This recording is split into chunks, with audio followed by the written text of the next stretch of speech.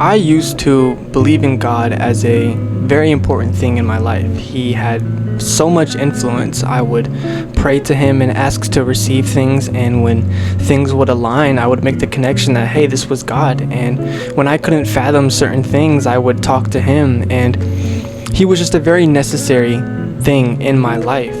But I no longer believe in God, and I can't bring myself to believe in God. So today I want to talk about exactly what changed and why. And I just want to initially say right now, the God I'm referring to a lot of the time is just going to be classical theism's God. It's not like some deist or bare theist belief in a God. I'm attacking the general consensus of what God is.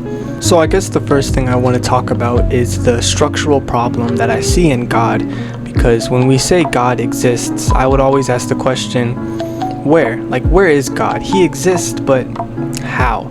So I want to talk about now my criteria for existence in itself. And my criteria is not new. It's not something I use on my own. It's just not special or anything. It goes back to the days of Plato, and it's going to be called the Eleatic Principle. And it says to exist is to stand in causal relations, aka to affect something or be affected by something. And if a thing has zero causal relations, like it doesn't affect anything or it's not affected by anything, then it does not exist. Now, a lot of the time, the problem with God is that we need God to be the creator of the universe, the one who sustains the universe and everything inside of it, and that is God's duty. It's God's duty. I don't know why I was blanking right there. So now we just have to ask the simplest question. With the two things I've said, my criteria for existence and the image of what God is, does God have a causal effect to the universe? More so, does God stand in a real causal relation to the universe? So if we say yes, then God is going to just be one of these nodes inside of the causal web, aka he is affected by something, or he caused an effect, like he received input and then produced output. He wouldn't have this uncaused attribute anymore that we give to God. And I know what the Thomist response and the average response is going to be, that God is unconditional, he is pure act, nothing affects him, and nothing necessarily acts on him, is going to be their response. And to be honest, that's fine. I can grant these things and it wouldn't matter. Saying that God is unconditioned is just describing God's relation in this scenario. It's not removing him from the relation.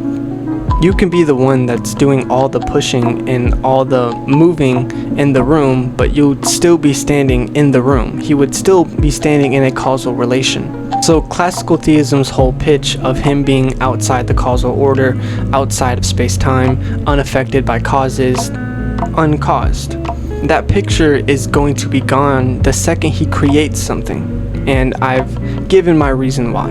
And if you say no to what I asked, if God stands in a causal relation, if you then say no to that, and that God is just inert, then he doesn't exist. Something that is inert can't create anything or can't sustain anything. So if that's what God is, then God doesn't exist. He's equivalent and identical to nothing. So either he stands in a causal relation or he doesn't. And if he stands in a causal relation, he is no longer uncaused. So if this is what we're saying God is, I can't really understand how he exists then. Or we would just have to change what the image of God is, I guess. And I know the other response to people saying yes, that he stands in a causal relation, is that God is not going to be embedded in the causal relation. Like, God is going to cause things without being embedded inside the causal web. But I just don't understand that, because if God is real and this creation is real, then God is a relatum of what is being caused. And this cause needs to be real for creation, so I don't think you escape it. So still, God would just be a relatum of what that causing is doing, and he still wouldn't be uncaused. So that's the structural problem that I see in God. And now I want to talk more so about an evidential problem and this dilemma that I see. So the main anchor of this dilemma is going to be that pain and pleasure are fitness coupled in nature. meaning they're coupled to biological fitness and not some moral desert. AKA, an animal suffering doesn't suffer because it did something wrong, but it's suffering because that's what pushes it to survive and reproduce.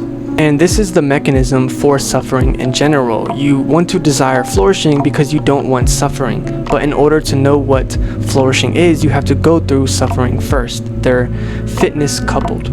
And so when we think about this, and when we think about animals also experience this and go through the same way, I'm sorry if you hear my dog barking right now. But animals also operate on this mechanism. So for 300 million plus years, 400 million years, animals went through this without a human or any moral agent to be there or for it to be necessary whatsoever. So animals just went through this 300, 400 plus million years with God just there, I guess, or he permitted it for some profound reason. So with this in mind, now we have to talk about the reasons for why this happened. There's 3 ways you could take this. You could say that God could not have done it differently, meaning that it was logically impossible for minds to operate with pain and pleasure without having it to be wired to fitness. But that immediately doesn't work because heaven literally exists and it operates on pain-free, conscious people. So it's clearly possible for God to design something better. So that fails immediately. Now you could say that God could have done it differently, but he permitted it. So God allowed the mechanism, but then he didn't want it. Like the answer would just be free will, evil came into the world, soul making kind of thing. But that also doesn't work because, as I described, the 400-ish million years of animals suffering before a human was around to make a free choice or whatsoever, it doesn't work. So that obviously can't be the reason either. So then I guess you're left with God could have done it differently, and he just intended for it to be this way. So God built this mechanism and purpose for the building of life.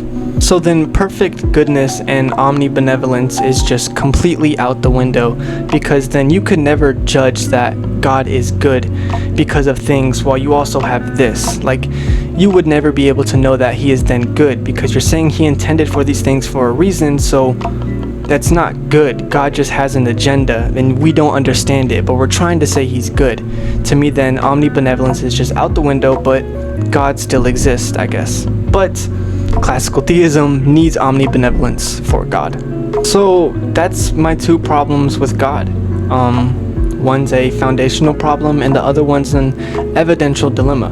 So I'm not necessarily trying to debunk God, but I think we have to think about what God actually looks like based on the world that we see.